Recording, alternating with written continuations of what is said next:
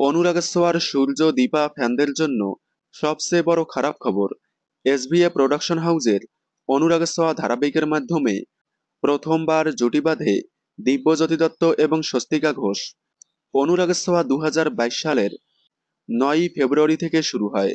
শুরু থেকে এখন পর্যন্ত অনলাইন অফলাইন দুই জায়গায় তুমুল জনপ্রিয়তা পেয়েছে। বলতে গেলে অনুরাগের ছোঁয়ার মতো খুব কম ধারাবাহিক এত জনপ্রিয়তা পেয়েছে। অনুরাগের ছোঁয়ায় দিব্যজ্যোতি দত্ত এবং স্বস্তিকা ঘোষ সূর্য দীপার ভূমিকায় অভিনয় করে বাংলার ঘরে ঘরে চেনা মুখ হয়ে উঠেছে।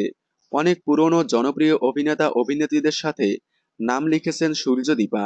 সূর্য দীপার হিউজ ফ্যানবেস তৈরি হয়েছে অনলাইন থেকে অফলাইনে। তবে অনুরাগের ছোঁয়া ফ্যানদের জন্য খারাপ খবর হলো, আসছে স্টার জলসা পরিবার অ্যাওয়ার্ড 2025। আজ থেকে শুরু হয়েছে এই অ্যাওয়ার্ডের পপুলার চয়েস নমিনেশন।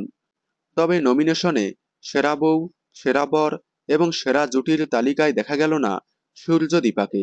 জলসার সদ্য শুরু হওয়া ধারাবাহিক থেকে শুরু করে সব ধারাবাহিক থাকলেও দেখা যায়নি সূর্য দীপাকে।